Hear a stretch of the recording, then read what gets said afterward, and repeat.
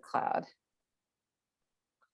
Hi, welcome to Maverick Mindcast. My guest today is Hrvoje Moric. Hrvoje is a Geneva School of Diplomacy graduate, former professor of international relations, a proud Croatian American Mexican, and founder of the Geopolitics Empire podcast. He also hosts a pretty awesome radio show called the Hrvoje Moric Show on TNT Radio. Yeah, which you were a guest on, so hello. Oh, that was the best episode, of course, but you said it, I didn't. No, I'm just kidding.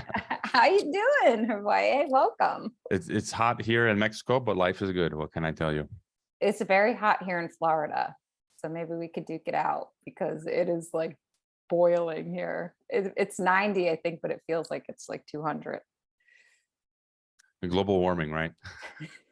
Oh no, not global warming. All right, so I am very curious to hear about your story. How did you come to wander down the conspiracy rabbit hole? How did you come to have your radio show? Tell us everything about you, please.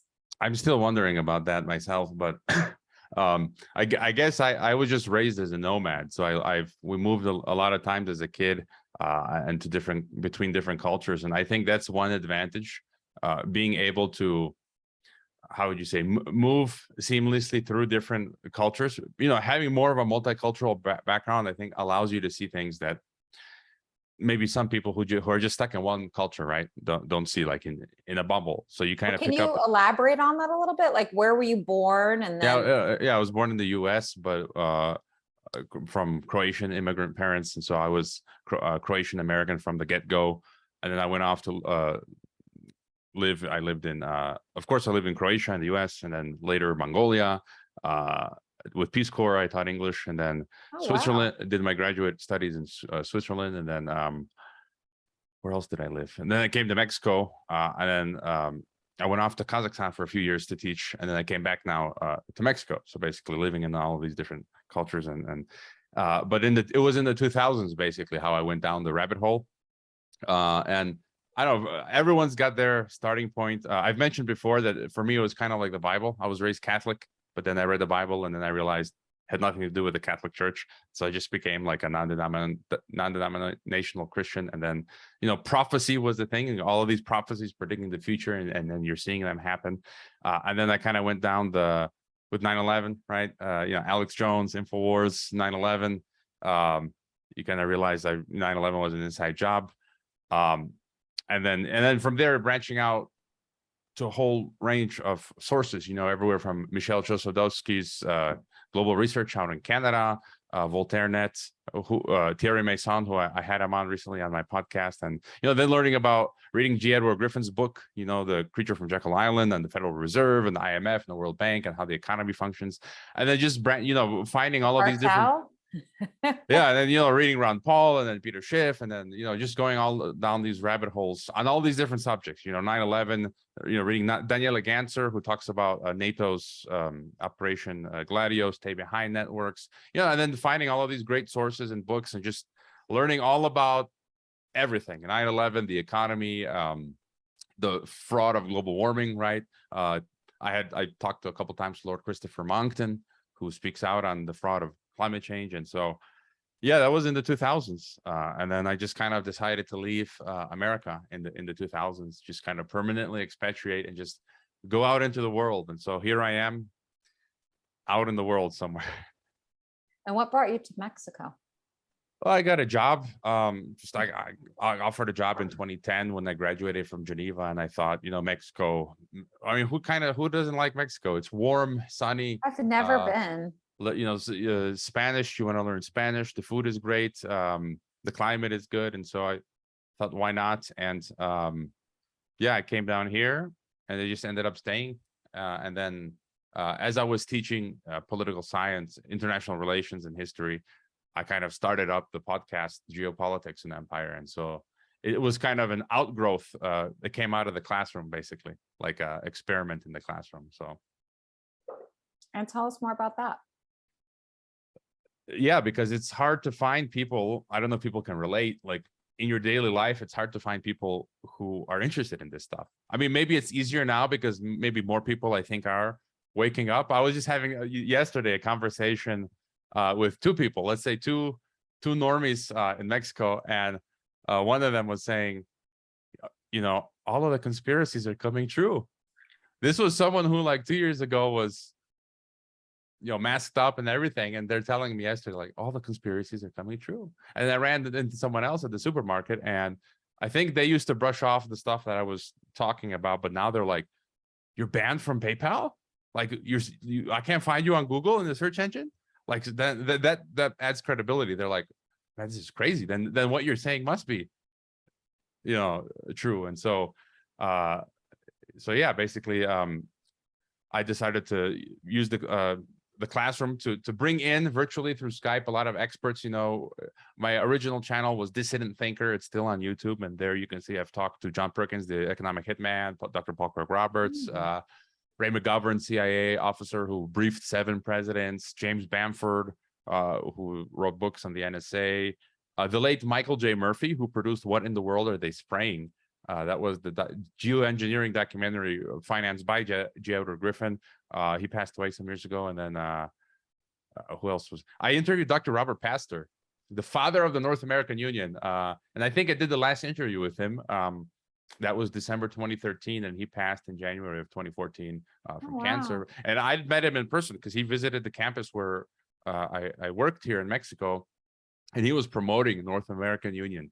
Like they would tell us in the when they were giving their lectures here, they would ask how many Mexicans here, or how many is there anyone from the U.S. or Canada? And then they say, are you Mexican, or you U.S. Or American? They're like, no, you're North American, right? They're trying to propagate this idea of a North American union and integration. And so yeah, so Dissident Thinker and then by 2016 I thought like I should have a proper podcast, and I just chose the name Geopolitics and Empire because empire is kind of like, it's the big picture of what's really happening in the world, right? And it's like geopolitics deals with like the science of power, right? Economy, technology, geography, demographics. And then empire, I kind of view, we've always been under an empire, and the empire determines our lives, right? Everything that's going on. And for me, it's also the spirit, empire is the spiritual and cultural and moral aspect as well. So that's kind of, and since there, geopolitics and empire is still going on. And then a couple of months ago, I got offered this daily live radio show from TNT Radio. It's like a new project that's based out of Australia, growing quickly. I think they might even eventually go to video as well. So yeah, I'm happy to be doing TNT Radio and Geopolitics and Empire. Yeah, you have a lot of guests. You have quite a few episodes on there.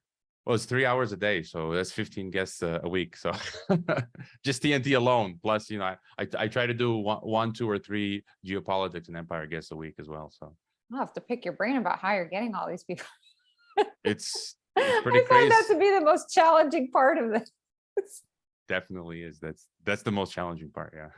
Yeah, it's tough getting people to answer back, but you keep at it. Don't give up. That's one of the things. I mean, I've been doing this for almost a decade now, if you include Dissident Thinker, and then more regularly from 2015 and 16. It's just being persistent, consistent, and not giving up, and then just keep going at it. And sometimes even I've noticed, as my email box over the years now, I've gotten busier because of what I'm doing.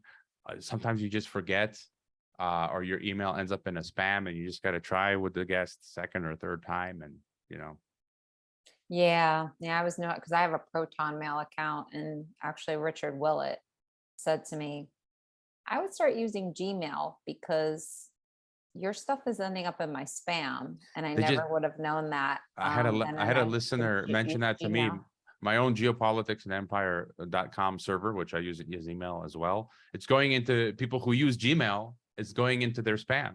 Gmail is censoring for people who receive. So maybe what you're saying, if you want to talk to people who have Gmail, then you should use a Gmail, I guess. Yeah. And I listened, and because I had written to Wayne McCroy, who I love him, and I really wanted to interview him. He never wrote me back. And I'm like, this doesn't seem like he would do that. And then I made a Gmail account, and literally the same day when I wrote him the same thing, he replied, and we had booked a day already. So yeah, it's very interesting what's going on in the I mean, world. this is next level censorship. Like, you can't even, now they're interfering with email. This is the latest. Like, you may know, I've gotten taken off of Patreon and PayPal like a month ago. And now the emails, like, now we have to navigate this minefield of just direct one-to-one communication with each other via emails. And so it's just another headache, really, seriously. These guys are stopping at nothing. It's just nuts. Yeah. What do you see as the alternatives for that? You probably, if you remember, I'm not a crypto person at all, but I'm wondering, is that then the way to circumvent In terms of those email, kinds or of block? No, I mean for Patreon, PayPal, that kind of stuff.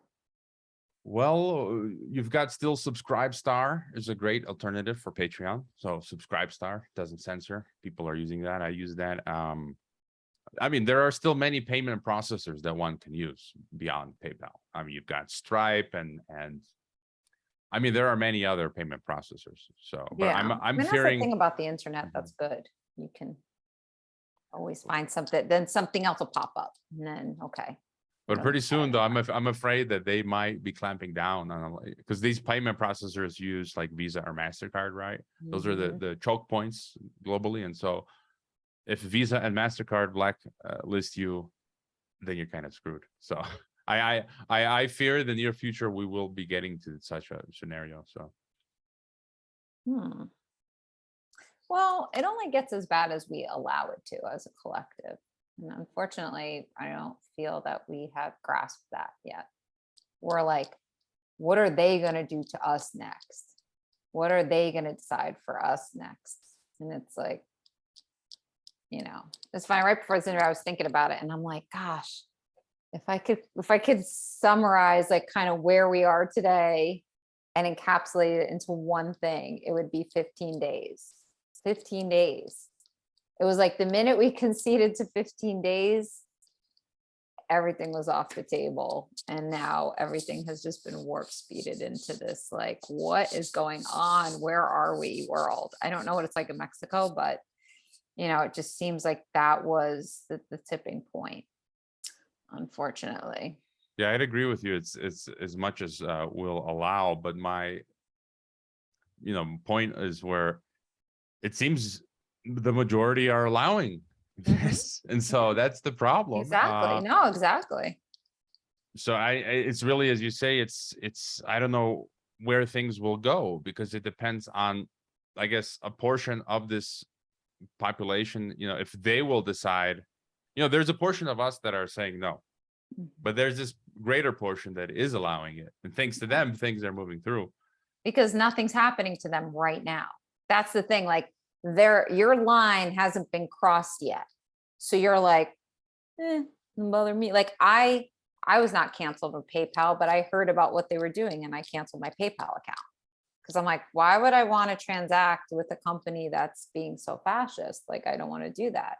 So I canceled it. And I'm not saying because I have Venmo, and I didn't even realize Venmo was bought out by PayPal. I've used it maybe once to like tip my hairdresser, but I just kept it because I'm like, all right, whatever. But it's just, we don't have any sense of like collective loyalty, like, oh, one person, this happened to one person, well, it ain't happening anymore. We're going to get together, we're going to unify, and we're going to stop patronizing whatever until we all have equal rights here. We don't do that anymore. We just wait for something to happen to us. And then it's like, oh, well, yeah, no, now, yeah, screw PayPal. Oh my God, Patreon. That's and that's a problem, because eventually your line's going to get crossed. That's just the way it is. Yeah, there is some good news. Like, I was just reading the other day, for example, Uber and Lyft aren't making money. They're firing staff. And I ran into a former student of mine here in Mexico yesterday. She works for Lyft. She's a programmer. She's like, yeah, they fired a bunch of American programmers, and they're hiring more Mexican. But why is that? Cheaper? Because I mean, they're not making money, and it's not like and now they have to raise prices, Uber and Lyft. And I think they were betting on the autonomous vehicles, which are not like which are blowing up they like might not ever happen. spontaneously. Yeah, so they Have you might not seen ever that? happen. Yeah, Have you seen that footage? yeah, the Tesla stuff. But this is good news where, all of this stuff that they project to us in this great reset maybe is not going to be coming online anytime soon. So in that way, Uber and Lyft might be failing. And then forget the other point you were making. Paper, like for example, PayPal I was reading as well is firing staff. They're not, they're having a hard time making a profit. So there's some good news there as well. And yeah, there's people who have said in the alternative media space that we need to vote with our money. Like you're seeing Yes. Netflix collapse, Disney collapse, CNN collapse. If we could just keep this trend going, just pull away your money and start putting it in other stuff, we might get some momentum there and be able to punch back against this system. Exactly. I just don't know where we are right now. You talked about the Bible, and I'm like, I'm feeling like we're getting into like Sodom and Gomorrah territory Well, right yeah, about now. that's part of it. I mean, We're treading on very shaky ground. It's like, okay, like all the evil's coming out. You can really see it quite a bit. And it's almost like it's meant to do that, with the whole Roe versus Wade thing. And, everything's just coming to the surface. I know it's a very overwhelming time because it's a very like, everybody's so polarized and everyone's so angry and frustrated, and all these envelopes are being pushed like so hardcore. And I think right now it's funny, we can study events, but for me what's been most insightful was studying psychology, because you can see how it's like, okay, we infected you with this virus and we've infiltrated your mind. Now you're very fearful, you're very psychologically vulnerable. So now we're just gonna, everything we got, we're just throwing it, at you a million miles a minute. And so many people who didn't even know a fraction of what was going on prior to that are just like, their minds just shutting down because it's just so much. It's like a tidal wave of everything we've known to be normal being completely dismantled and threatened to be rebuilt into this like very demonic, very depraved, new world. That's the nature of the new world order. And I speaking of psychology, I haven't finished the book, but political ponerology, that's the science of evil, psychopathy, and the origins of totalitarianism. I had the editor. What's ponerology? That's the new word. That's like the new word for the study of evil. I had on the editor on my TNT program earlier. I highly recommend this book. I haven't finished it, but Michael Rectenwald also wrote the foreword. He's been a guest of mine as well. But yeah, and I was just thinking the other day, all we see now is World Economic Forum. Everything, they're all completely open now. It's like the World Economic Forum is basically running the world. They're telling us everything they're going to do. Maybe they think they are. It's daily now. Like I literally, like I found 3 of these stories yesterday. In UK now, they're forcing children in schools now to eat insects. Like not even a joke. Like they're already putting the insects in the cafeterias in some schools in the UK. And then there was like another story talking about how they're creating the world's they're creating the world's biggest bioreactor to create synthetic fake meat. Like, and then I was just thinking, like, what happened to Bilderberg? Before we used to talk about the secret meetings of like Bilderberg and some of these other groups. And it's like, I think those are irrelevant now. Those were preparation for the coming out now. Like we've seen the coming out of the closet now. And before it was like Bilderberg, they're for 50 years, once a year, they're meeting in secret. And now that doesn't matter anymore. World Economic Forum is the public face, and they have to go public, because if you're going to make a open world government, you've got to go public.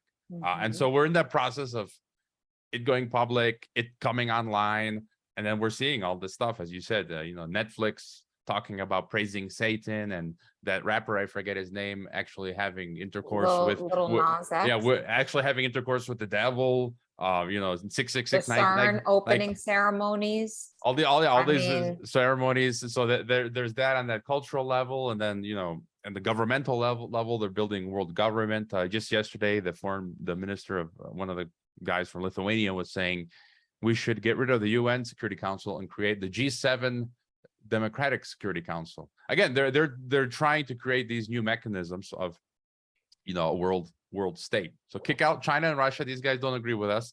So we're going to create our own world government, and hopefully that will, help us take over the world. So, I mean, it's just, it's a crazy time to be alive.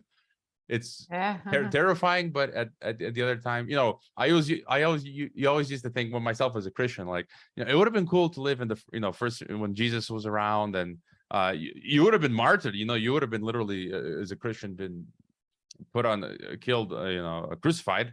And then you think, well, if this is the end times, well, then, it's also be careful on one hand, be careful what you wish for, but on the other, living through one of these historic times is also quite fascinating. And yeah, we still don't know how things are going to play out. So. We're here for a reason. I definitely believe in that. Like, we were chosen to be here at this time for a reason.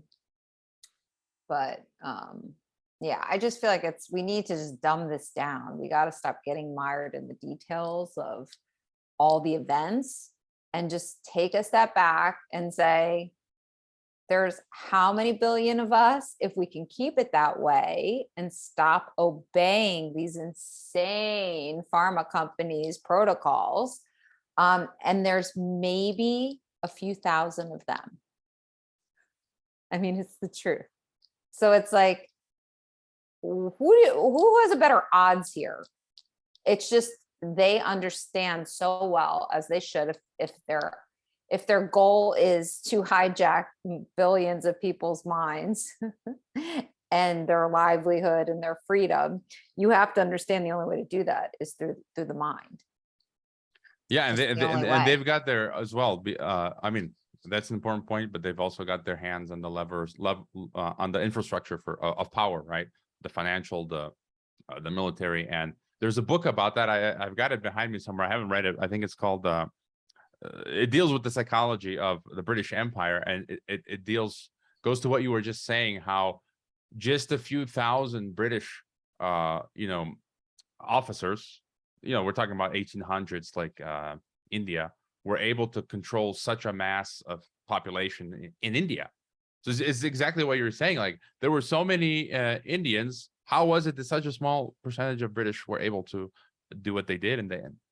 Through the mind. They carried it. All through the mind. I mean, we feel we're dependent on them. We feel that these industries are, the linchpin of our existence. They're really not. Like, say there's billions of us. Say if we all decided to start gardens and grow our own food. If all of us did that, like, you're going to tell me that wouldn't, like, we'd still need them to do all that. I mean, and also we're the lackeys that do everything for them. So right there, I mean, you can try to make robots to do everything. It's going to be very difficult.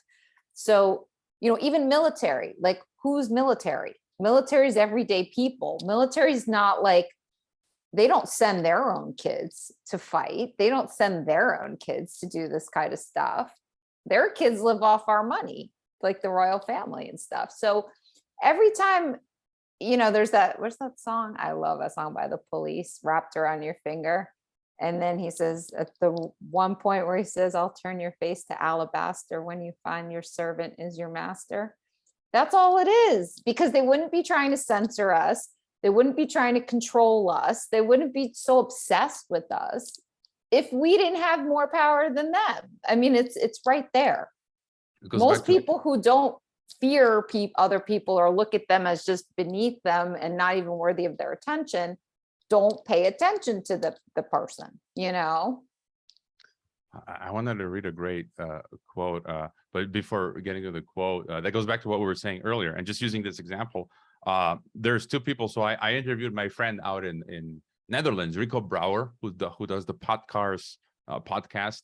And he was telling me he had a friend who worked in IT, a programmer, and that the Dutch government put out a government tender to create the COVID passport, the digital passport. Yeah. And his friend, I guess, won or got that tender to develop the digital passport for Holland.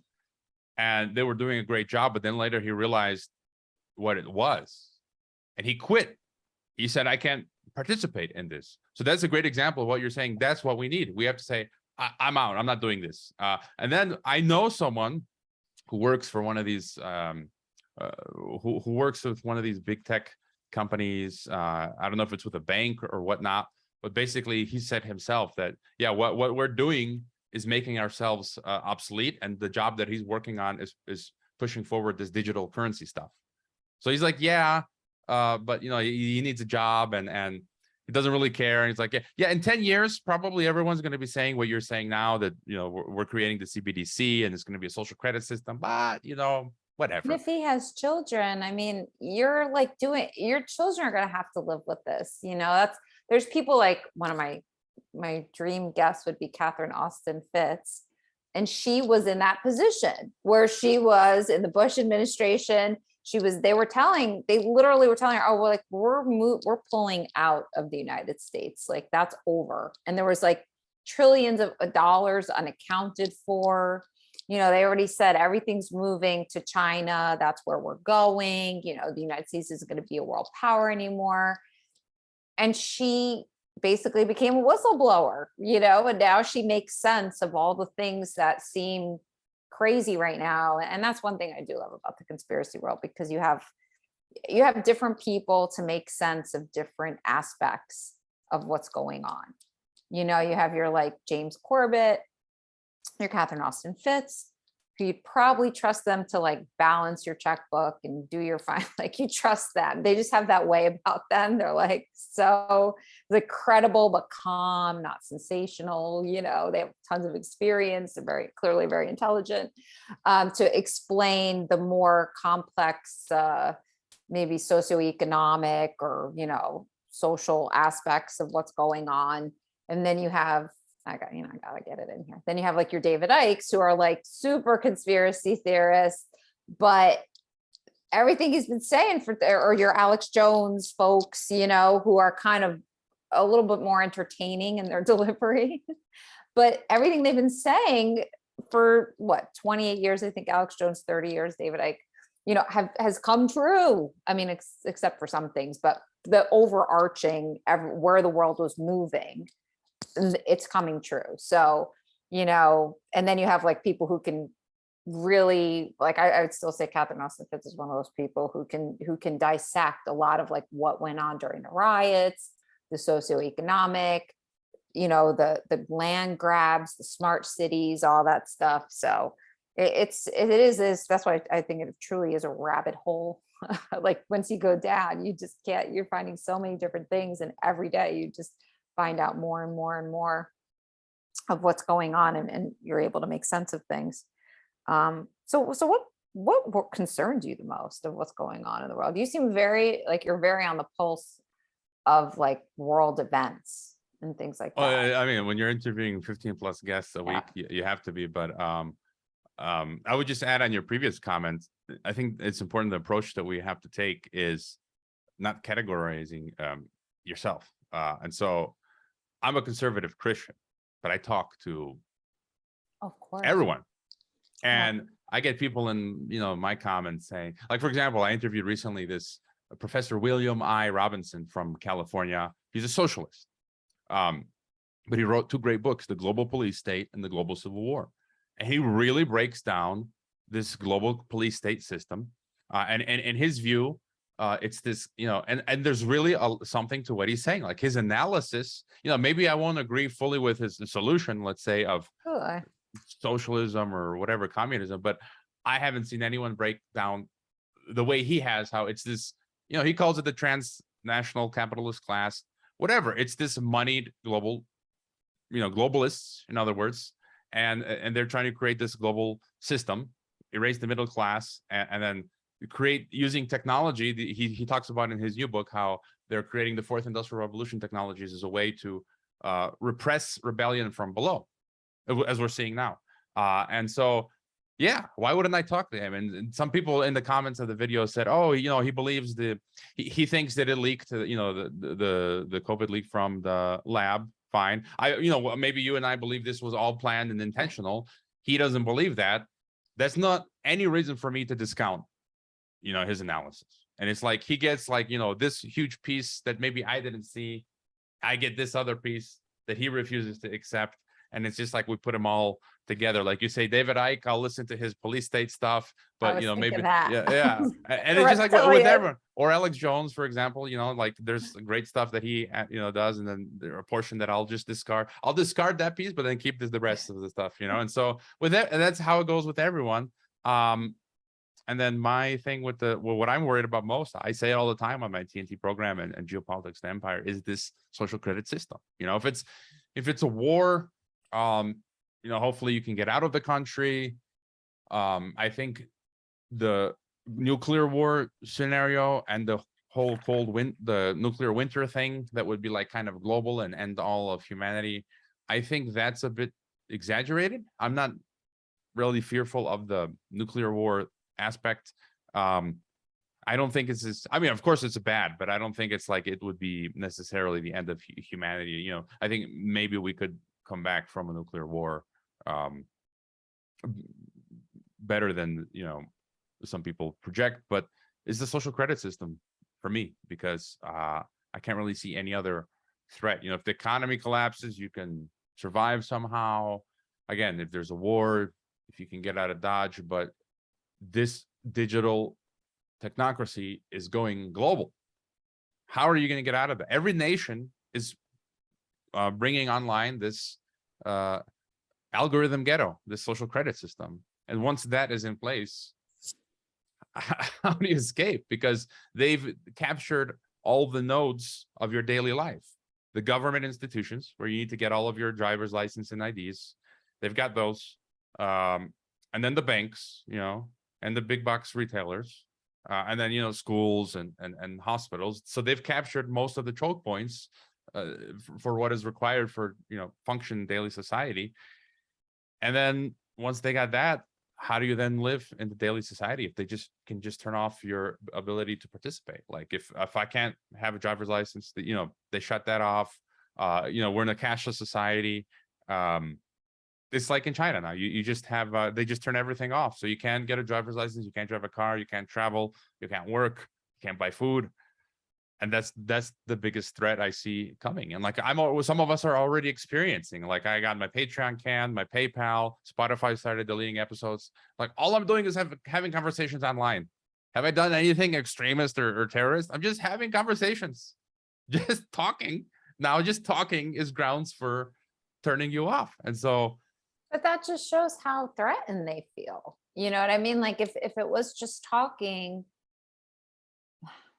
yeah, I don't know. I definitely feel what we're up against is some kind of non-human something or other, because it's just not, it's so hard to understand their perspective. And the only reason I can think I can't understand their perspective is because they're not of evil. us. Well, like they're evil. with us, again, but going they're back not to of us. I don't know what that means, but I just know that it's just strange. And that's why, you know, when I used to think about like, well, we need to get more like them, you know, not in the evil sense, but like ambitious for power and control, you know, so we can then change the, but it's like, that's just not, I think that's why we're all kind of confused and we're all kind of like scratching our heads, like, what is going on? Because we're just, it's not a real human's nature to be this way, you know, it's just not, you know, like I think about it and I'm like, if I had the kind of money that these people have, the last thing on my mind, honestly, would, because there's no threat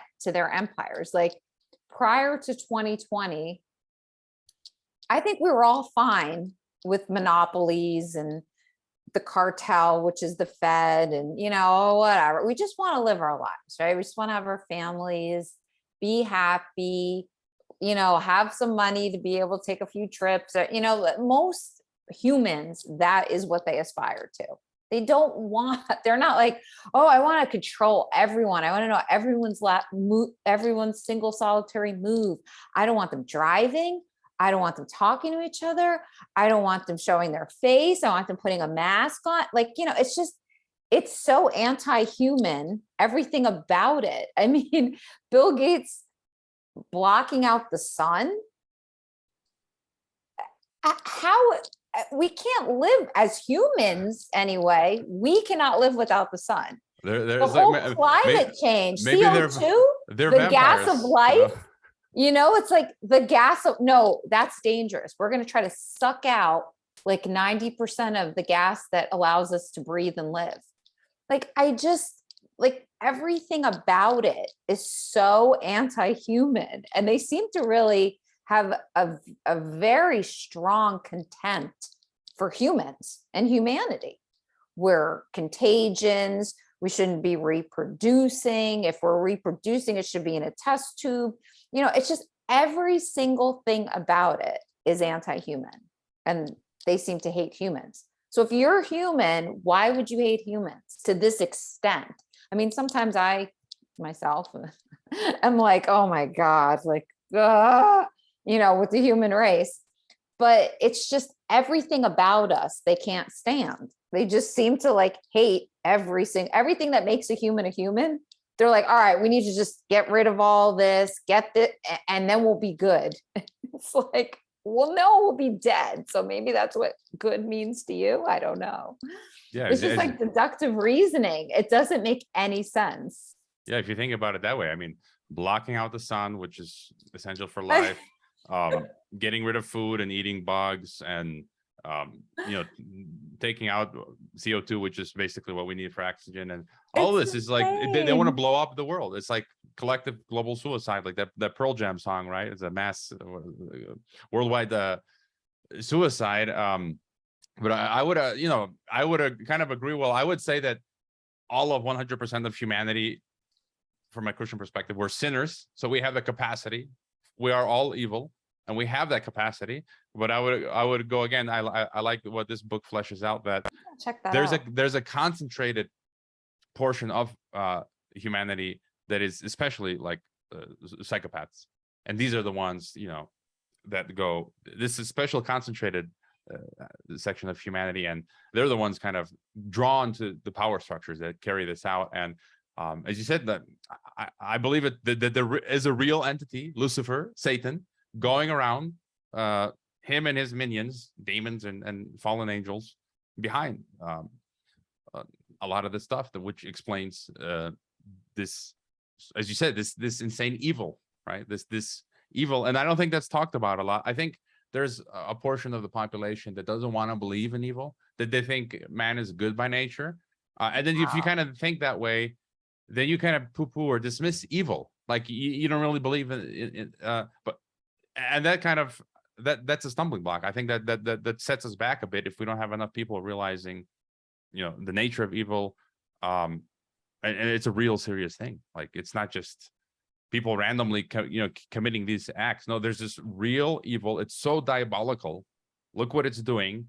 And you need to realize that to be able then to push back against this evil that we're seeing in all these different forms in all of our different countries, trying to mess with us, starting these wars, all of these different governmental policies that are just impoverishing people, leading people, the COVID policies alone have, how many people have committed suicide, lost their jobs as a result of that, committed suicide, or had their health hit because of the, I knew someone in Croatia who got cancer during the pandemic, and they had to wait months to be treated. They're okay now, but there are people in that instance who died from the cancer because the government policies wouldn't let them, go to the hospitals as they should have. But anyways, yeah. No, and another thing through the religious lens, everything God made, they hate. There's no gender. No, we want this freakish, weird thing that's like unrecognizable. You don't know what it is. Is it a male? Is it a woman? I'm not saying trans people are freakish. That has nothing to do with it. It's just when they present it, it's like, what is that? You don't even know, like, their image of it. It's like Moloch, it's like half animal, half man. That's the thing that they worship. I mean, that's not a beautiful thing, right? It's kind of like disturbing to look at something like that. Or like Pan, things like that. I mean, everything that God created, they want to destroy, like nature. There's a war, they just wage war on nature. They pollute the industrial pollution in our waters, food, GMO crops, they want to own everything, patent everything, in other words, like, we want to just weed out that pesky God, and everything we're going to make in the image we see fit. and eradicate that. And it just, I don't think it's feasible. I really don't. I mean, there's that other guy, I'm sure you know his name. I can never pronounce it or remember it, but he was saying like God, there is no God anymore. We can be gods. We can live forever. Nietzsche, Friedrich Nietzsche. No. He's in the World Economic Forum. He's like the Ah, advisor. everyone always, I don't know, even Yeah, like I've he's had Israeli. the past half dozen guests that I've had, even I no think one of his remembers name. his name. Yuval Harari. Yes, I know, because I don't like him, so I don't really want to know his name. Every time I see him, I just like, oh God. But yeah, he's basically telling us like we don't have to have anything of God anymore. It's not necessary. We're God, so we'll remake everything in the image we want it to be. And sometimes I've wavered in my faith, but this has definitely shown me that there is a God. Anything that they attack, I know has some kind of goodness or relevance, like on a level that's like nuclear. When they go at it, I'm like, so I should be looking at that then, because if you hate it, or if you're censoring it, or if you're trying to eradicate it, it must be something decent, which is sad but true. Yeah, because we have all this doubt because the Big Bang, and we were just a mistake that stumbled upon. It's not that can't be the case, at least to me. I respect other people's perspective, but it is interesting times we're living in, because it does feel like I went to Catholic school when I was a kid, and I was just biblical stories, and I'm like, this kind of feels like that. It just feels like something's going to have to get destroyed no matter what. I don't see us coming out of this. Like, we can never go back to the way we were, because the way we were was just as corrupt as what we're seeing now. It just wasn't on the surface. It was buried, underneath some things of this facade of like, oh, everything's great, nothing to see here. Like, no, but now it's out in the open. So, these institutions are so corrupted. They're so far gone.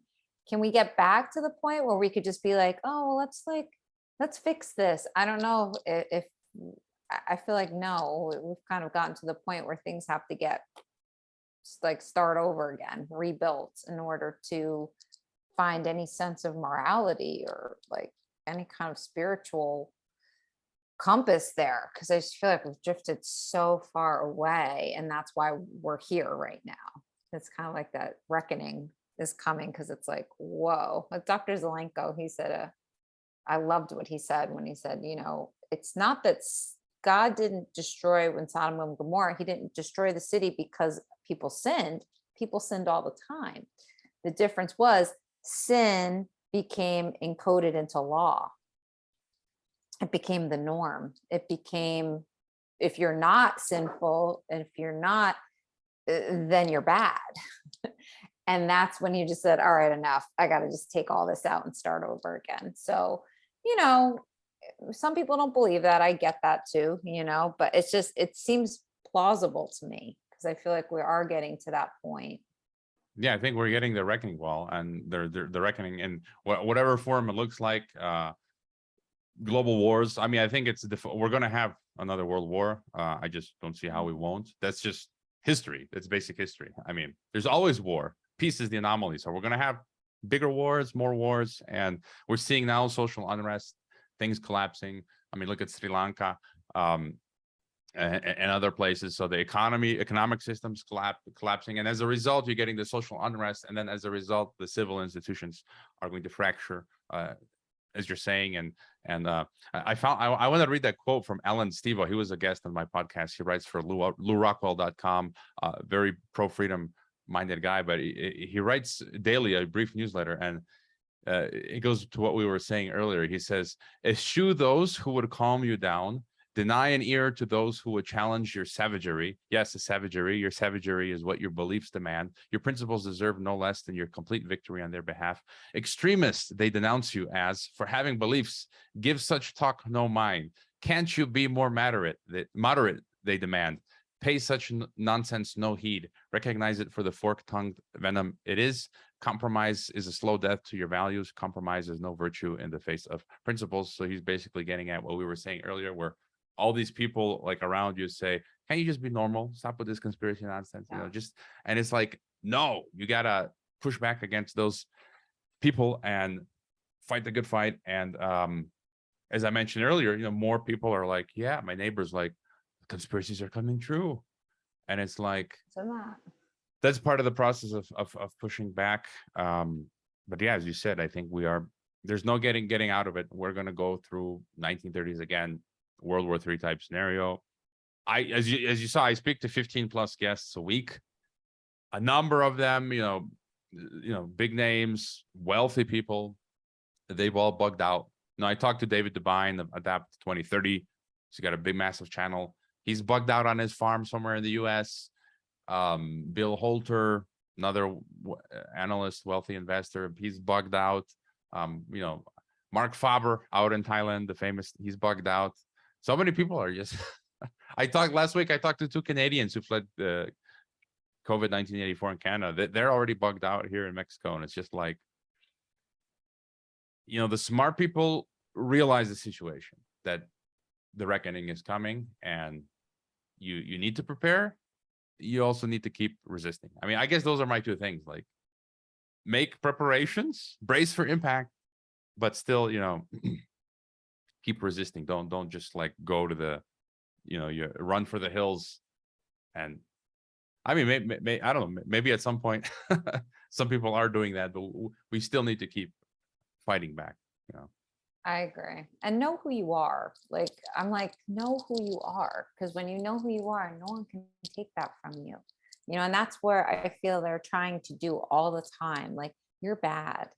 You're dirty. You're contagion. You're stupid. You're wrong. You don't know, and that's like, if you don't know who you are, because we don't anymore, because we're on this hamster wheel of life, just trying to get by. Because of the society that's been created and set against us in that sense. If you don't know who you are, then you don't know how to keep your sanity. You don't know how to, that other saying, if you don't stand for something, you'll fall for anything. And I do think, but the heart of that is knowing who you are. And that quote that you read, kind of, that's what I hear. That's what speaks to me. Like, your values are who you are. They essentially are who you are. And if you don't know what your values are, if you don't know, where your line in the sand is, then you will just buckle and fold and waver and, but the elite manufacture identities for you. And I realized this when I was a teenager in early 20s. They create all of these in the entertainment industry, with the men's magazines and GQ and movies and rock and roll. And I recall when I was younger, I was trying to mold myself into these identities that they were creating for us. And even today, you see Black Lives Matter, Antifa stuff. So they're creating these synthetic categories of identity, and then people. They become that, like, oh, I'm a BLM, Antifa, Ukraine flag, masker. This is the identity that the elites created for you, and you bought it instead of, as you saying, that's kind of what I did. I read the Bible and I said, I hit the reset button on the computer and I said, I don't believe anything anymore. I'm gonna figure out what I believe. And then I came to believe that God created me in His image, and and that's my true identity, like as a child of God, and none of this nonsense that they want to impose upon me. So yeah, you have to, it's a lot of work though, because you have to unlearn and then start relearning a lot again, pretty much. Yeah, you have to clear the memory drive and reboot it and start over again. Kind of like trying to get on this interview. Yeah, it's just, if we don't have that, then, another thing is, what do you have to give to anyone else if you don't know who you are? You just, I mean, you do, I guess, superficially speaking, but if you don't know who you are, what you're about, and, that's why we're so confused about who we are, what we're about. We're so easily conned into thinking, oh yeah, we are bad. We are destroying the earth. Oh yeah, we are evil. Oh, we do bad. It's just, it's nonstop. And I hope we can get to a point, which is why we're saying, like, if they crash everything. I hope we get to the point where we can live in the real world again and not in this fantasy land. Metaverse. Yeah, I mean, even the news is just so outlandish, like you can see, I don't want to get too specific because then, we'll censor people. But, it's like you can see a lot of events that happen.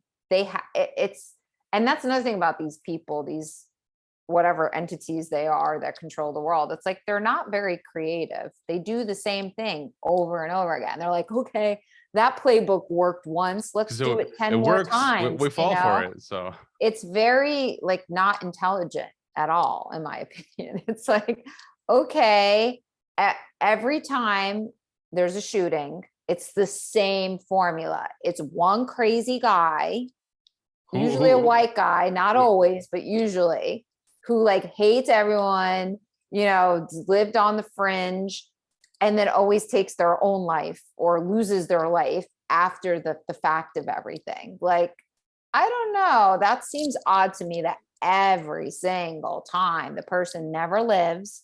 We can't question. We can't get into their mind. Where does it get fight? It's a young teenager with no money who's got $5,000 to $10,000 worth of arms. Where's that come from? Yeah, it's just, it doesn't make sense. Oh, the police stood down. And then the police don't do anything. And then in some cases, the government is actually, there was a report from the Buffalo shooting. There was a retired Fed communicating with the guy before the shooting, so he knew it in advance. And I just read before we connected, they're gonna tear down the entire school where the shooting was recently. And so it's like, that's kind of weird. Like, you're destroying the crime scene. It's like with 9/11, like, again, it's just, none of it makes sense. And we just keep falling for it. We're like, oh man, another one down. That's crazy. It's emotions. Is it crazy? Yeah. I don't know. I don't think so. It sounds very, I like, what's his name? Doug Casey. Yeah. He writes these great books. I've read all three of them. I've interviewed him. He got me my second. Yeah, I had him on Geopolitics Empire. He got me my second YouTube strike. No fault of his. He just, well, I don't want to give you a strike, but just for something like I saw a bitch shoot in Rumble. So believe me, people told me, oh, you need a YouTube channel. I didn't even have a YouTube channel when I started. And that's another thing. Like, hello, if you're not treated with respect somewhere, take your wares somewhere else, because it's like, why are we doing this? I don't understand. But everyone's like, yeah, but everybody's on YouTube. I get that. But at the same time, there's these other two platforms that are like, come on, come all, why aren't we migrating over there? Go ahead, say what you want to say. I don't mind. No, he just questioned the election, Doug. And so I can't believe like that got did you see 2,000 Mules? I haven't watched it. I need to watch that. Really? That's really good. I watched it. It was a great movie. But yeah, I love his High Ground series. And in the High Ground, I think the last one, which was Speculator, I want to say it was Speculator. If it wasn't, that was my favorite. I know the last one was my favorite. Called Assassin or something? Or I don't know. Oh yeah, maybe it's that. His novels, I haven't read them yet. Yeah. You're talking about his novels. Good. Yeah. The second one, the first and the third, I hope he's not listening to that. I want you on my show. No, it's okay. I loved all your books. No, the last one, it totally touched on all this. They wanted to take guns away from people, so they staged certain events and kept stressing out the public with constantly covering it, talking about it. Why is it always, it's always the schools and again, people, there's a number of people now I've seen on social media saying, well, how come this all started at a certain point in time, like in the 90s and 2000s? And before that, there were guns in schools and everywhere. Exactly. There was none of this. So the kid was like a cross-dresser. He had no parents, he was living with his grandma, or he had parents, but I guess they weren't good parents. It's just, and he was going to a psychiatrist. I mean, it's interesting. I was on Instagram, the only platform I'm actually on social wise. And Sean Stone shared something from Eddie Griffin. I thought there must be a different Eddie Griffin, because I know Eddie Griffin is a comedian and I used to really like his stuff. Shared something from Eddie Griffin that talked about this shooting and mind control. I'm like, all right, we've reached a tipping point. Like, why is a comedian sharing this? That's pretty cool. So But yeah, it's coming out now because they're getting desperate. That's the thing. They're trying to do too much in one time because the window is closing. And I do want to talk to more guests about that because I don't know about you, but I've noticed, I just feel like time is absolutely flying. And I know I'm getting older and I know people say like, oh, when you get older, time's flying, but it's not like that. It's like, it just feels like I blink and 2 weeks, a month have gone by. And I didn't used to feel that way. I feel the same. Yeah, I agree. Even when we were locked down, I felt like time was just, and I'm like, how am I feeling like time is flying when I can't be around anybody? I haven't been able to do anything, but it felt like it was just warp speeding. And I know a few folks, David Icke talked about that. I interviewed Michael Feely. He talked about that. And a few other folks talk about that. I believe definitely there's something to it. Because I also believe these people know a lot more than we do about the nature of reality in the world. So I just feel like, yeah, they're getting very desperate because they're like, okay, we got this. Let's now try to get all this by 2030, like let's just attack, like just warp speed everything. And I feel like that's going to be a problem. My theory again is that, Christ's coming back perhaps, and they want to try to preempt that. They don't know exactly when, because it says, but it's interesting. I just have an interesting theory. It says the earth was created in 6 days, right? And then the seventh day was rest. And then, I believe this. I believe that we're 6,000 years old. I take literal the account of Genesis, that we've been around basically for 6,000 years, and we're now getting to our, if you think about it, 4,000 years before Christ, and now it's 2,000 years after Christ. And so around 2033, the year isn't exact, it'll be 2,000 years anniversary of Christ's death. 2030, 2032, 33, maybe. Some people say it's just a few years off, but that would be a completion of 6,000 years. You get what I'm saying? Like six. So maybe in the 2030s, Christ is coming back, and so they're trying to hurry everything up and try to here's another crazy theory. I've thought about why this obsession of outer space and aliens and militarizing space and nukes. Maybe they're going to try to nuke Christ and the angels when they come back. I'm getting a little esoteric beyond the Overton window here, but it sounds logical. Why are they trying to militarize space? They're preparing for an attack on aliens. What if they're trying to stave off the second coming? I don't know. Again, this is just a thought. How would you say? I entertain different scenarios.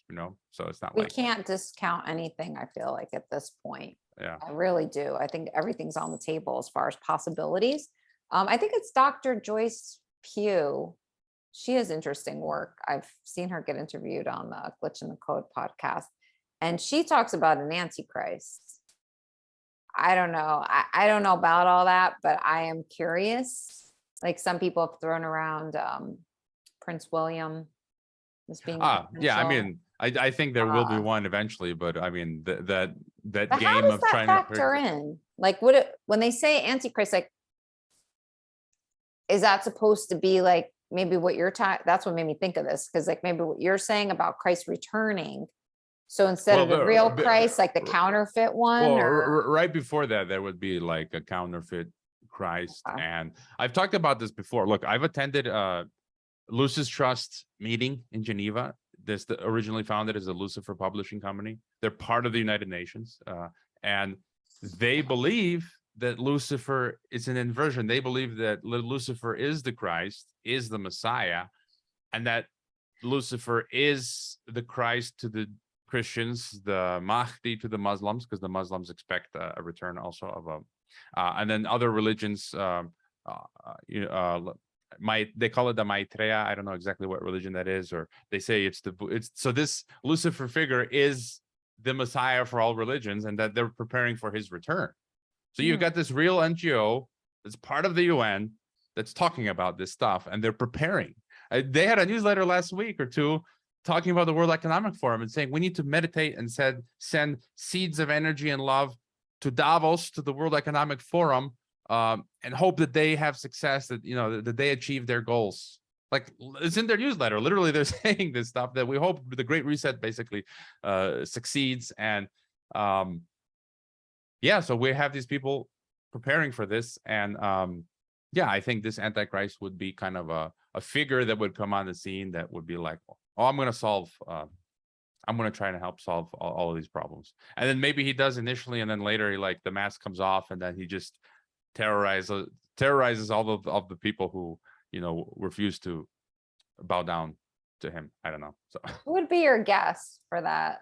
Who would be this Antichrist? I mean, I haven't spent time trying to figure that out. I just think, you know, I don't think it's a good use of time, because it will come, you know, when it happens, it'll happen. Maybe it won't happen in my lifetime. I don't know, but it would be obvious, I think, when it happens. Some people have said Prince Charles. I mean, when you talk about like the royal family, they're pretty So close. unlikable. Like, that's the thing about them. They have no charisma. Yeah. I have a person I think in mind, but Well, I don't throw it wanna out say there. Who is I don't it? want to say it because then No. I don't want to. But Trump, yeah, maybe. no, Some people no, have said Trump. no, no, no. He's no, no.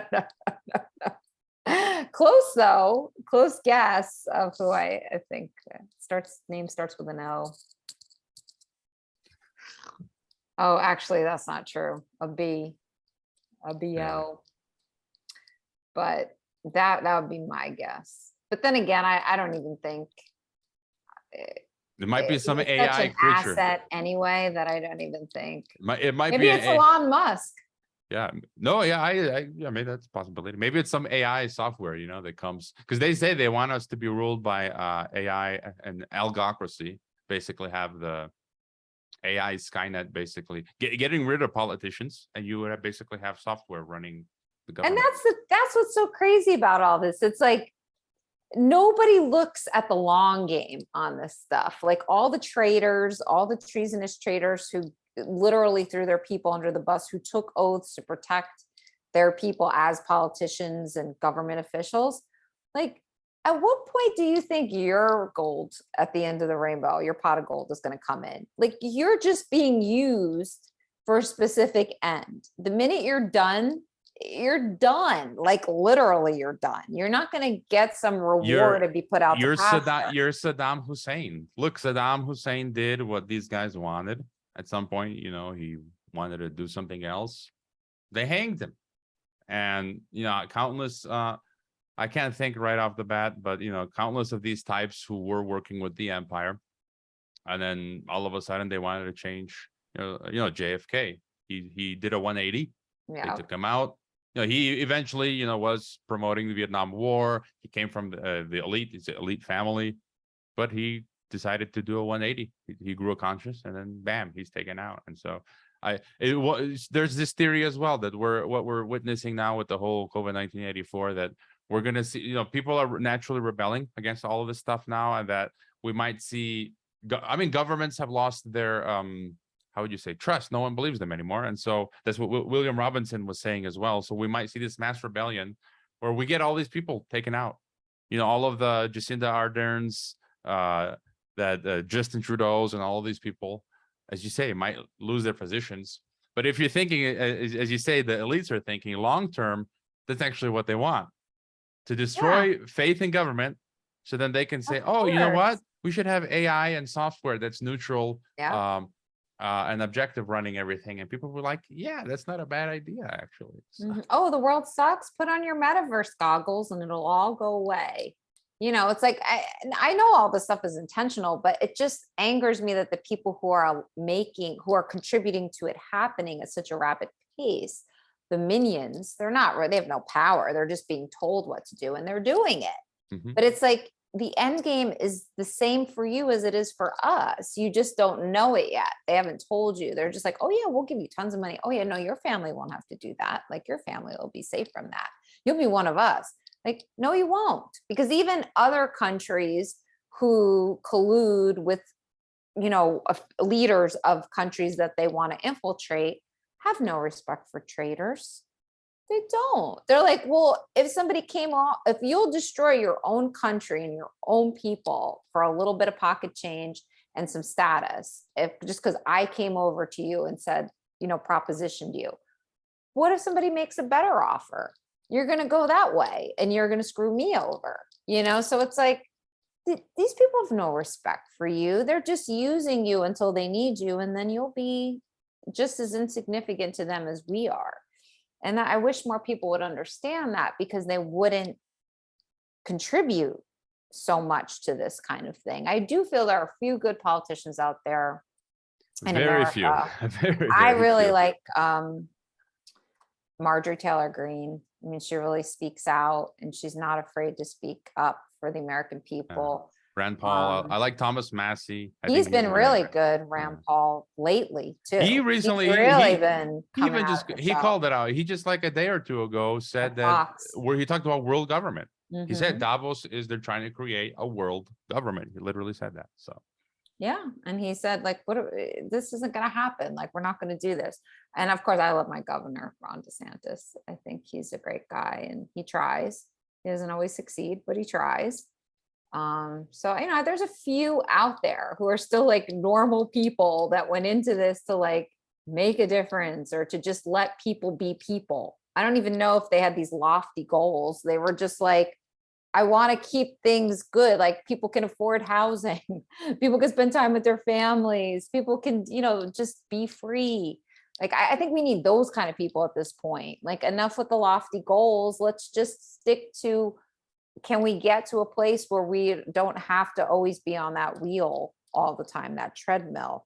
I don't know what it's like in Mexico though. Like, in terms of how what? is the politics? And It sucks, corrupt. All of the politicians are bought.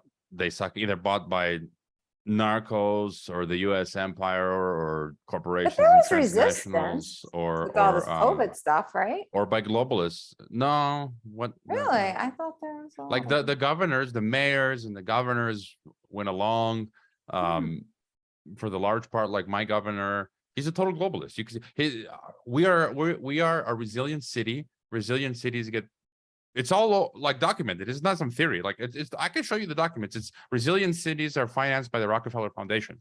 So my governor is financed by the Rockefeller Foundation to build out the technocratic smart city. And then obviously, he tried to push, we did for a few months, vaccine certificate. He floated the idea of, to be able to enter or exit the state, you'd have to show a vaccine certificate. So imagine like living in Texas, like in order to leave Texas, you have to show you're vaccinated, and to enter. Like if my home is in Texas and then I can't go back into Texas back to my house because I'm not vaccinated. Like it's insane. And so this is total globalist. And so where's he getting his ideas from? Obviously, he's getting paid off by someone from Davos, because this is the ideology that's coming from. So there was pushback from the population in certain areas. Like in one state, Mazatlan, they tried to make mandatory the vaccine certificate, and there was one lawyer that helped people to get injunctions, because it's totally anti-constitutional. It's against the Mexican Constitution to forbid people to enter into places if they don't have a certain medical, that's medical discrimination. That's in the Constitution, Mexican. And they got 500 people got injunctions. And then after so many people got injunctions, the retail businesses were like, all right, you can go without vaccine certificate. And so yeah, but still, why is everybody going there then? I keep hearing all this hype about Mexico from a freedom well, it's standpoint. more concentrated in like urban areas. But if you go again, a large swath of the more rural areas, there was not so much enforcement of this stuff. Like I'm in an urban area. City. Okay. Yeah, but if you're like even in the urban area, if you go to like the big box stores, you can't get in without a mask. But then you go to the little corner shops and places or markets. Still? No, they just took it off like 2 weeks ago. But still, if you go to like, I guess, I don't know if it's a government office, but definitely airports, bus stations, even public transport, pharmacy, you have to wear a mask. But the pharmacies are like next to the 7-Eleven. So you can go to the 7-Eleven without a mask. Then if you go right into this pharmacy, you have to put on a mask. But what's the point? Because I would get COVID in the 7-Eleven. So why do I need, in pharmacy, there's no COVID in the 7-Eleven next door, but in the pharmacy there, But that's another part of it psychologically, is that if they can get you to do things that make absolutely no sense, where's the line? Where does it end? It doesn't. Like the whole thing with the sitting down when you go into a restaurant, you take your mask off, but then when you stand up and go to the bathroom or something or get up, you have to put your mask back on. It ends in the concentration in the sense. it will end in the concentration camp and the quarantine concentration camp that they've been building for us. If we just keep going along, they'll say, oh, we're going to send you on vacation to the quarantine camp, and then you never come back. And I mean, that's just, it's crazy. The fact that so many people are complying with this is out of it was control. crazy. Even Sean Stone, who we both spoke to, he had visited Mexico, and he was like, I can't believe how many people in Mexico are wearing masks. I'm like, yeah, I can't believe it either. What? Yeah. I even had a neighbor who was a double masker. He stepped out of his house with 2 masks. I'm like, what?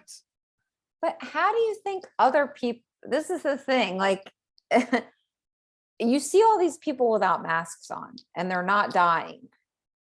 At what point doesn't it kick in and you see them repeatedly, the same people without masks, still alive miraculously? It's not like, oh, Johnny's in the hospital now, Johnny no mask. It's just like, I don't understand the disconnect. It goes back to the psychology, the fear. I mean, beyond some of the people who are afraid of the pandemic, but others who are afraid. When we're younger, like I was forced to take a course in university, public speaking, and how most people are afraid of, like, you get nervous. It's like they say you're more afraid of like public speaking than death in many cases, and I think there's maybe something to that, where people are just so afraid of stepping out of the group consensus. But that they here in Florida, you're definitely in the minority if you're wearing a mask. Like, definitely. It's like 99% of the people. And they said too, now that they've lifted the airline stuff with the masks, 90%, 97% of people are not wearing masks anymore. But you have this 3% that won't let it go. But it's like, where do you see the danger? I don't understand. Like, but I think clearly 97% of people get it. Then the but other yet point, they comply. it becomes the Stockholm syndrome doubling down, and then not wanting to admit that you were wrong this whole time. I think then we're talking about pride, because then you're like, one of the I can't admit I was wrong. Isn't it pride? Yeah, and then being forced to change your worldview, right? Saying I was wrong, and then we've seen mostly it's been. Would you agree that it's been like liberals? Yeah, the liberal left, absolutely. and so for those people saying, well, maybe there's something wrong. There's some holes in my liberal worldview. So I don't think a lot of people have invested too much time, pride.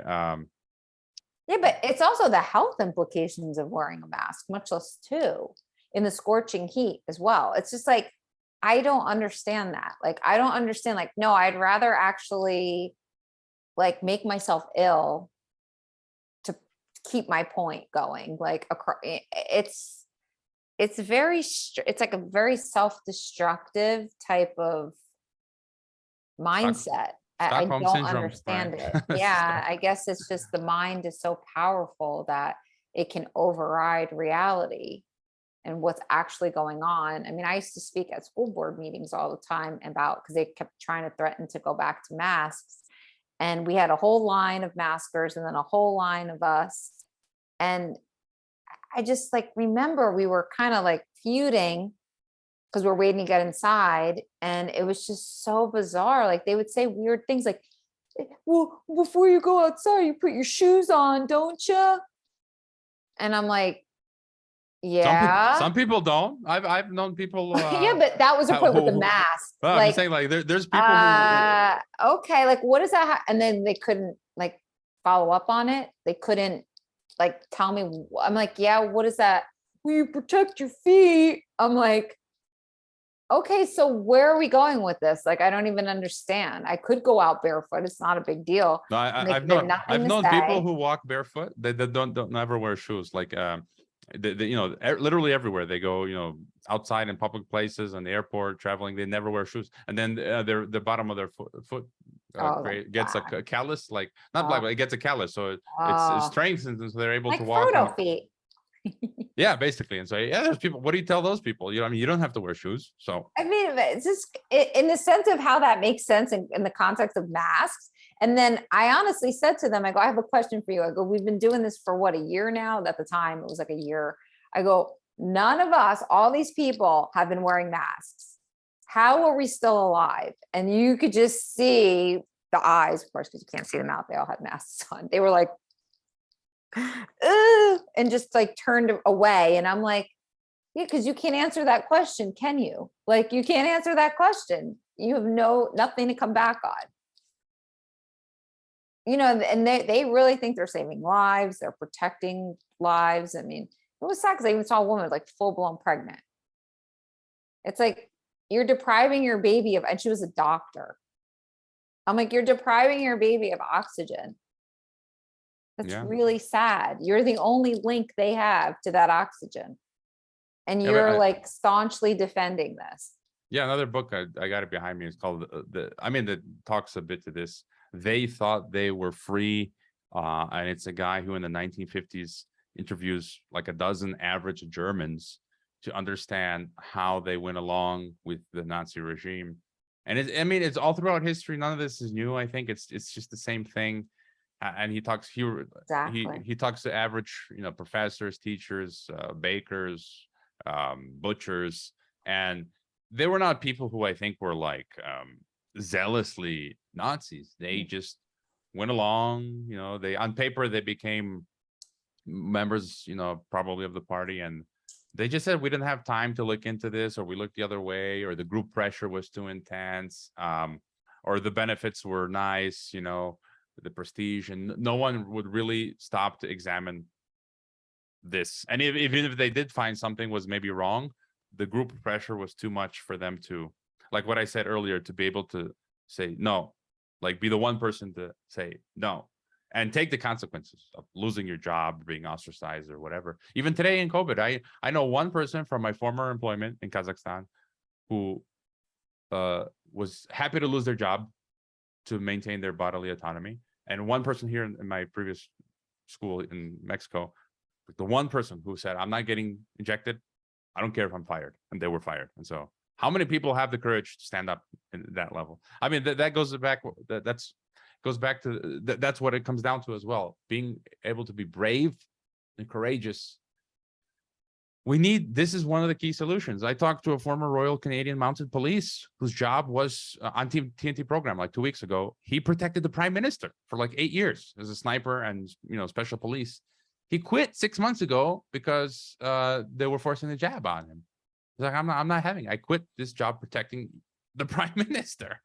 And so that's what you need. He shouldn't have even had that job that long with how evil he is, the prime minister.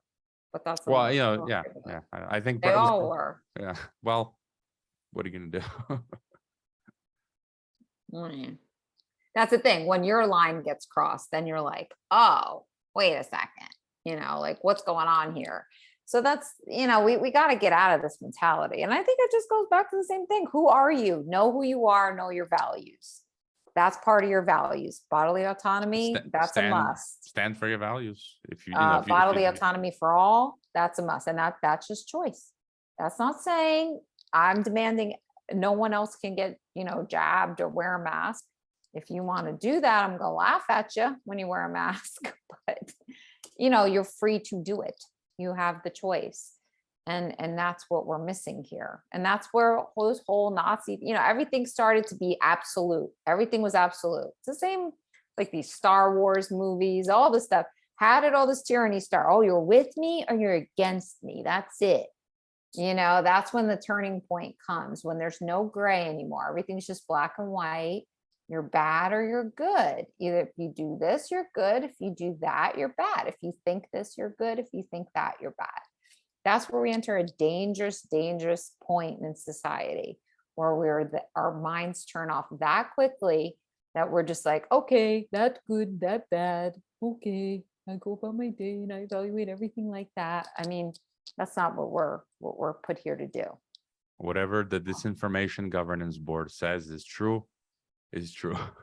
I know, even like I watch like Harry Potter now and I'm like, this is exactly what's happening in the world. I mean, this is crazy, but in every epic, the Lord of the Rings, all of that stuff, I've talked about this with Wayne, a lot of my guests actually, but with Wayne McCroy, I thought it was interesting because I'm like, well, why do they do that? Because he talks about archetypes and symbolism, and I'm like, but in the end, the little guy always wins, right? I mean, in Lord of the Rings, it's like The underdog. Frodo. Like if anybody would have said to you, like, oh, who's going to save the world? Who's going to destroy the ring?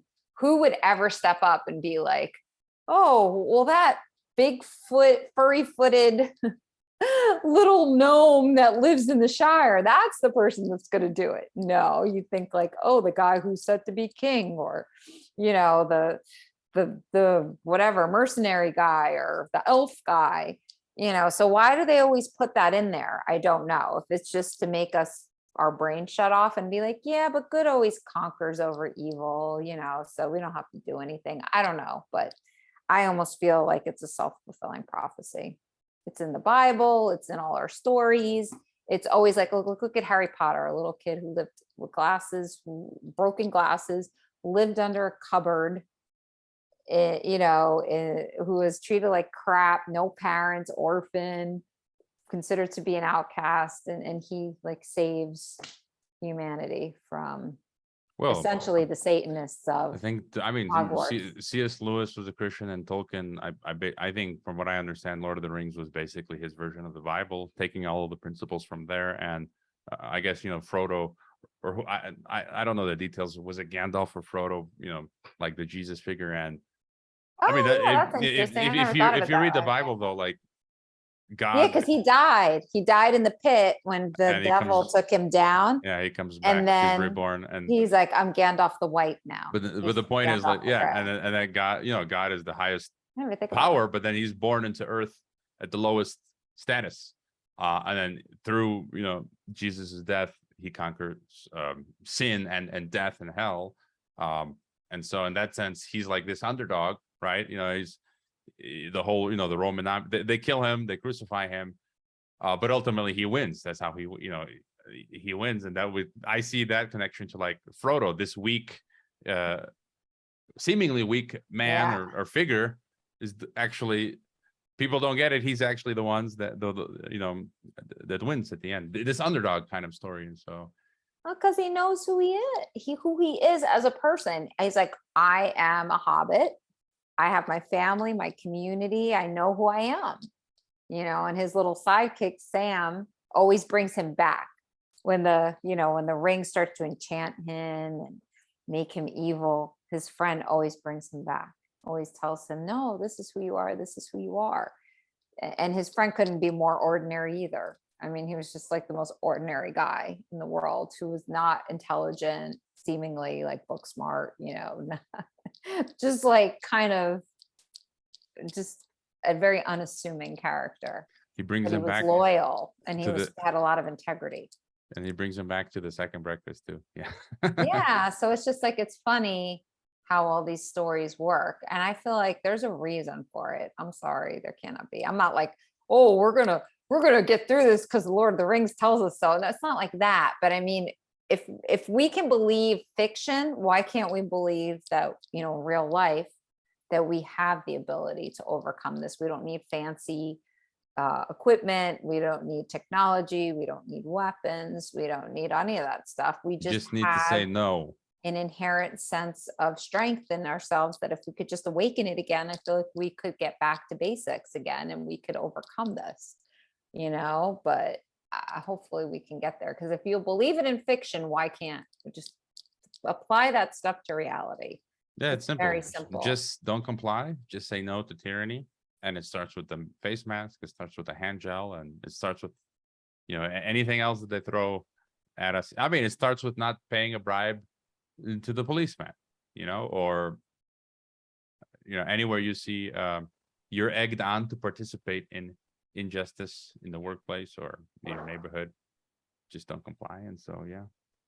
Yeah. And if you see it happening to others and it's not happening to you, still don't comply, like it will always, we are so interconnected, it will catch up, it will come back. You think it won't, you think you're safe from it, you think you're the exception. It's not, you're Yeah, not. you refusing to pay the bribe and suffer the whatever potential consequences, you might shake the conscience of that police officer who may stop asking for bribes at some future point. You know what I'm saying? Or you don't know the ripple effect that you could have. So Yeah, and don't become your enemy. There's this good saying, I don't know, you may know it, I don't. There's a saying though, like, be careful when you fight something, you might become it yourself. And that's another thing we don't want to do. We want to resist on our terms, not their terms, where peacefully too. violence and chaos and hatred, like, oh, I hate you, you're suppressing me, you're trying to enslave me, kind of thing. And I have some tendencies to sometimes just like hate. I'm like, God, I hate these people. Why are they doing this? Just like, let us live our lives. But that's just not the answer either. It's just not. So I don't know how much time you have, but I don't want to take up too much. What do you got coming up? What's going on? Where can people find you? Well, I got my TNT shows as usual. Now we've changed the hour starting today so it'll be from 7 to 10 p.m. New York time, or 6 to 9 Central Chicago time. It's live. In the future, I think I'm gonna have call-ins. So we have that option. I haven't tried it yet, but where people can call in and we can just chat about stuff on TNT radio. And tomorrow I'm talking to Bob Moriarty. So he's a Vietnam vet. He's got a popular channel on 321gold.com. And I'm talking to Francis Boyle this week.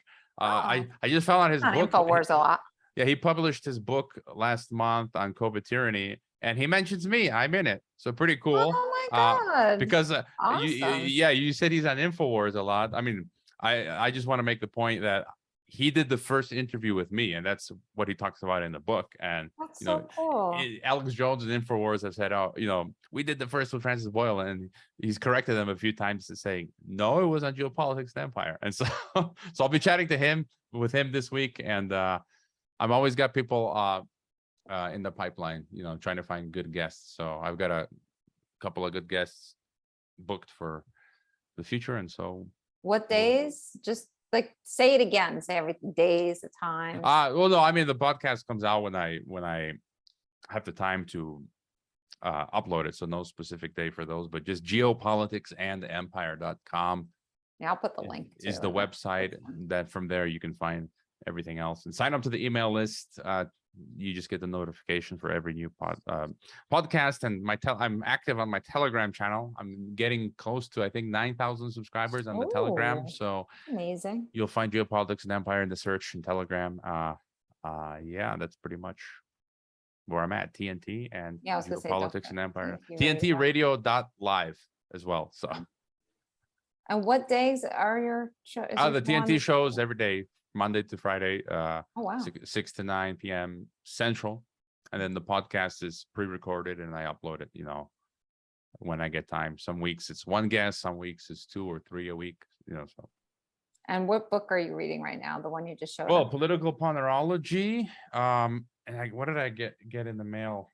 I can't remember. Well, I got a bunch behind me that where are they? Edwin Black, who wrote, I can pull them up. Hold on a sec. Okay. Let me see.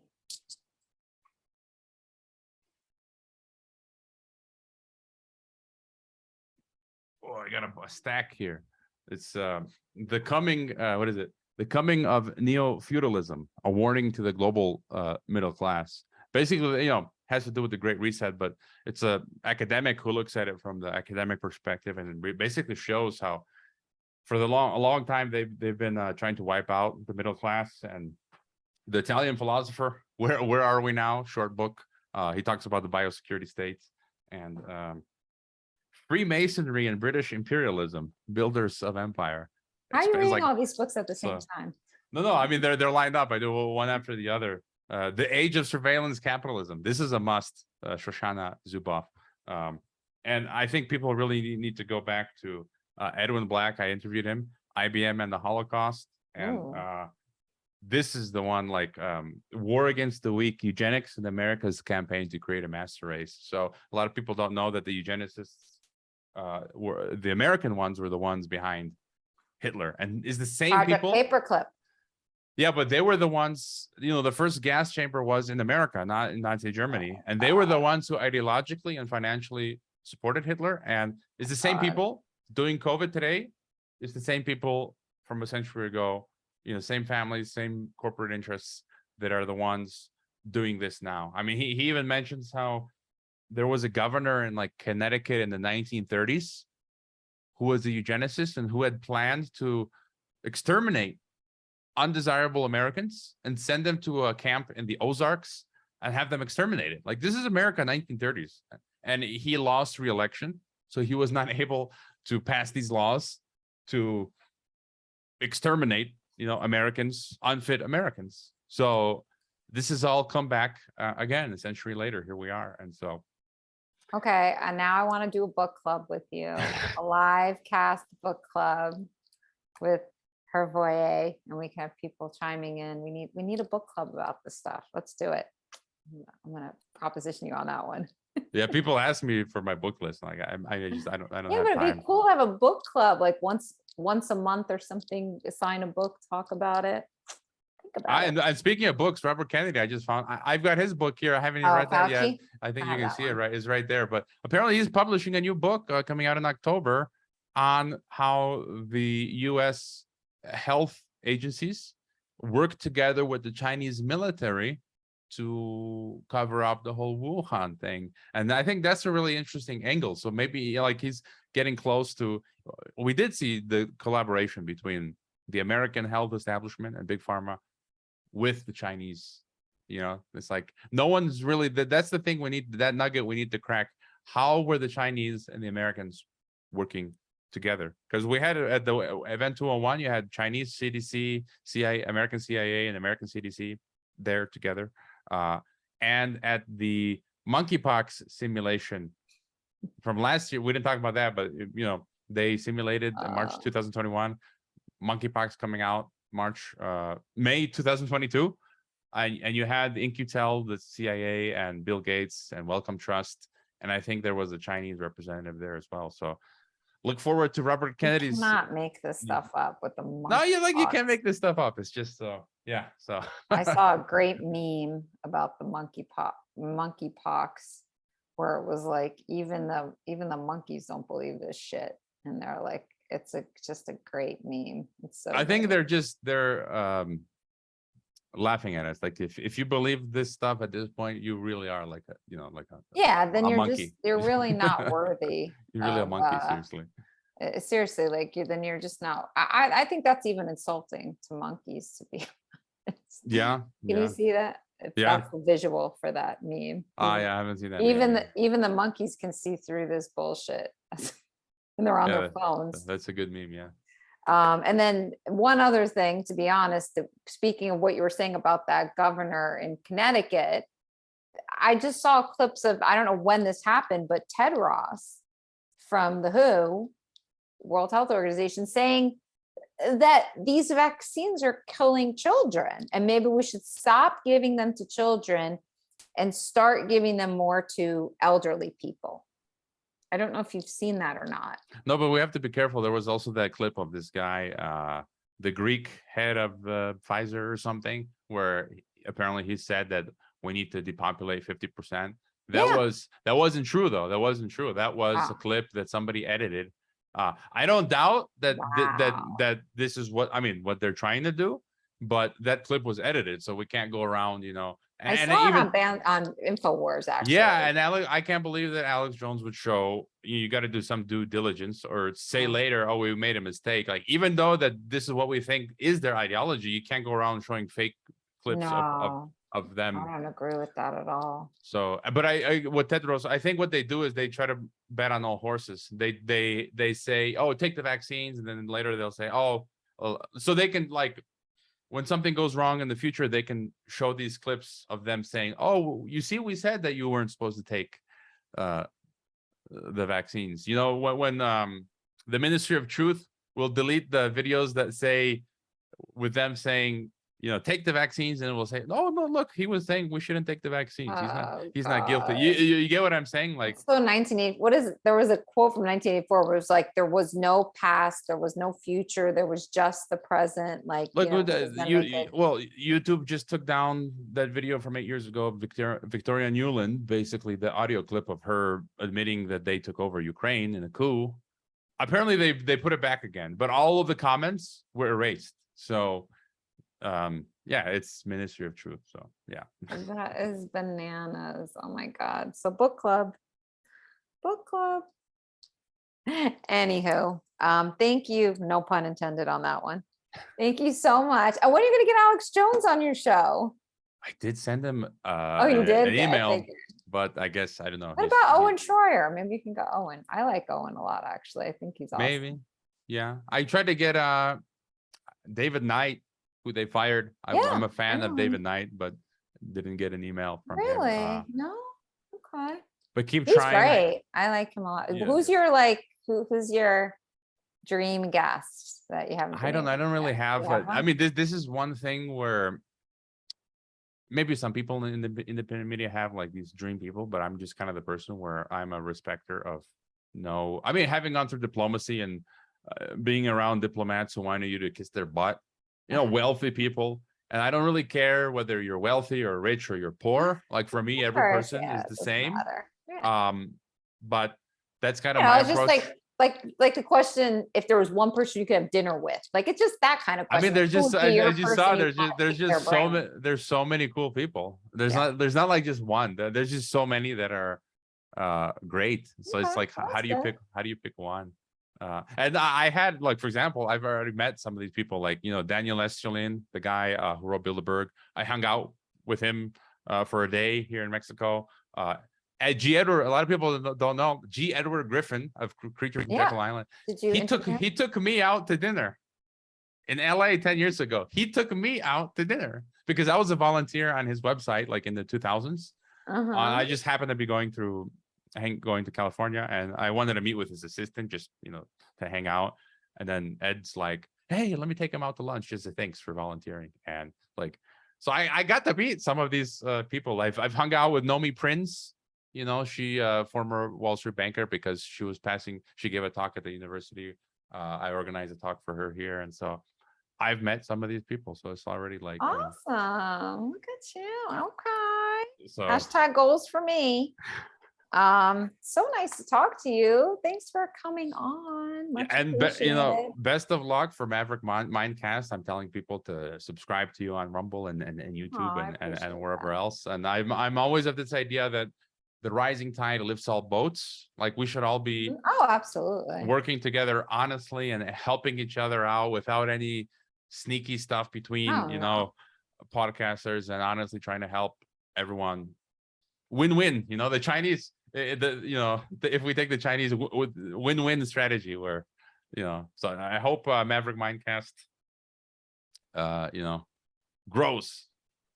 I hope so too, but my main goal is just get the word out. I want people to think differently. That would be my biggest goal, that by hearing these kinds of conversations, it just may spark something, whatever that is for that individual, to think a little more out of the box and say, if it's just one point, happened for me, I'm sure it happened with you, a turning point, hearing one or two little things, and then all of a sudden it opened up a whole new world. So that would be my hope. And I think all of us who are in it for that, to give it, we don't have to worry about what you were saying about, people trying to, get on, hurt other people or compete. It's not about that. I think we're all want the same thing. We want humanity to wake up. We want us to prosper, to be happy, healthy, functional human beings, and kind of cast away this dark entity that seems to be plaguing us at this point.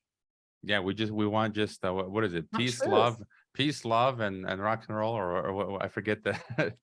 Yeah, whatever. Truth. We just want truth, and whatever that means to people is what it means. But we just need to. Clearly, something's got to give here. Even the most blind, in denial person has to see at this point that something's got to change. So I think a lot of these conversations would be a good start to understanding, how we can create that change. Ooh, well, anyway, takes my breath away. There's so much going on in the world. I definitely hope we'll stay in touch and love to talk to you again sometime, because there's always stuff to talk about, right? Yeah. Yeah. Well, thank you. I'm going to stop the recording now, but thank you so much. Yeah. All right.